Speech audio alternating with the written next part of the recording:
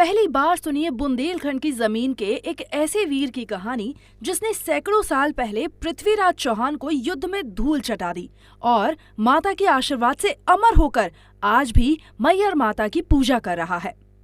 नमस्कार दोस्तों, मैं हूं दीपिका और स्वागत करती हूं आपका दीपिका फियर बॉक्स में।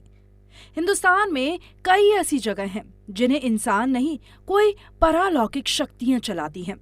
अभी के दौर की सबसे चर्चित फिल्म कांतारा मूवी भी एक ऐसी ही कहानी के बारे में है, जिसमें एक देवता ने ये शर्त रखी कि अगर गांव का एक हिस्सा गांव वालों से छीन लिया गया तो सभी को भारी विनाश का सामना करना पड़ेगा।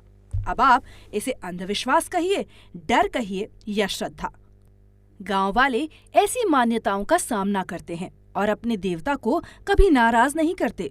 लेकिन कई बार इंसान ये भूल जाता है कि उससे बड़ी भी कोई शक्ति है जो ये दुनिया चला रही है।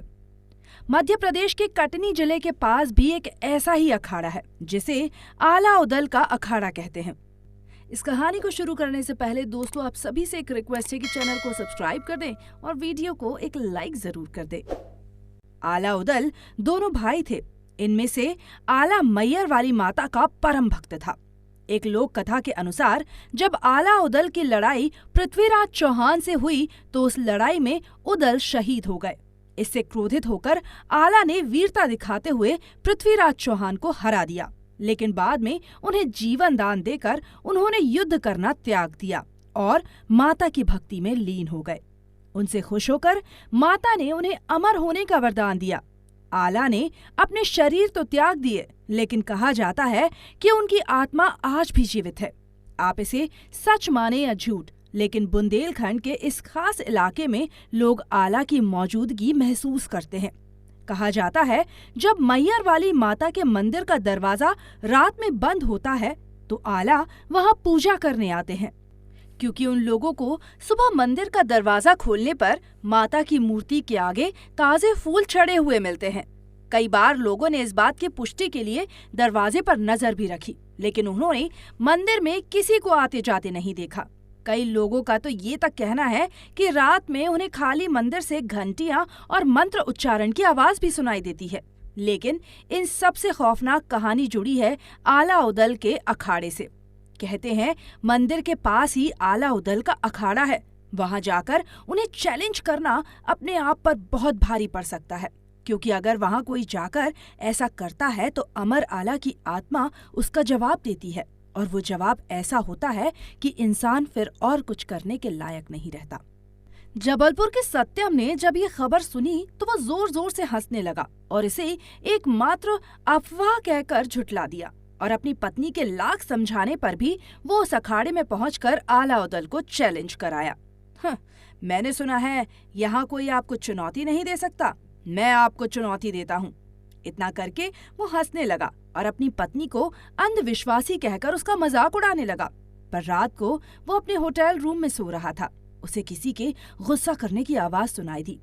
वो भाषा इतनी प्राचीन थी कि उसे कुछ समझ नहीं आ रहा था, लेकिन उसके गुस्से से रात को 3 बजे उनके पूरे घर का सामान हिलने लगा। पहले उन्हें लगा ये कोई भूकंप है, लेकिन जब उन्होंने देखा कि पूरा होटल सही है सिवाय उनके कमरे के, तो वो बाहर की ओर भागे। लेकिन इससे पहले कि वो वहां से निकल पाते दरवाजा बंद हो चुका था, और तभी सत्यम उसकी पत्नी के आंखों के सामने दूसरे कमरे में घसीटता हुआ चला गया और वो दरवाजा भी बंद हो गया। अंदर से सत्यम की चीखें सुनाई दे रही थी। जब उसकी पत्नी ने खिड़की से झांका तो वो दंग रह गई। सत्यम हवा में उल्टा लटका हुआ था, लेकिन वहां कोई दूसरा नहीं दिखाई दे रहा था जिसने उसे पकड़ रखा हो। सत्यम की पत्नी समझ गई कि ये आला को नाराज करने की सजा है।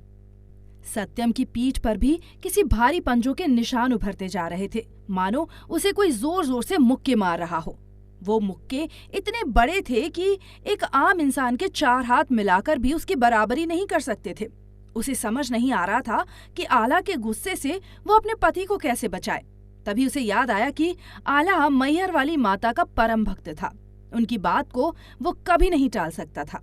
सत्यम की पत्नी तुरंत मंदिर की ओर दौड़ी। वो मंदिर के पास ही एक होटल में ठहरे हुए थे, इसीलिए वो तुरंत वहां पहुंच गई। कल सीढ़ियों से चढ़ने में उसे 2 घंटे लगे थे, लेकिन अपने पति की जान बचाने के लिए वो कुछ ही मिनटों में वो सैकड़ों सीढ़ियां चढ़ गई और माता के चरणों में गिरकर अपने पति की जान की भीख मांगने लगी। थोड़ी देर बाद उसके पति को आला ने छोड़ दिया। रूम में पहुंचकर जब अपने पति को उसने जिंदा देखा तो वो खुशी से पागल हो गई। दोनों ने एक बार फिर माँ को प्रसाद चढ़ाया और आला से माफी मांगी।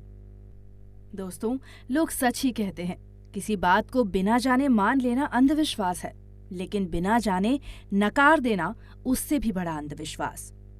हमने तो ये भी सुना है कि उस अखाड़े में आला और उदल दोनों आज भी पहलवानी करते हैं।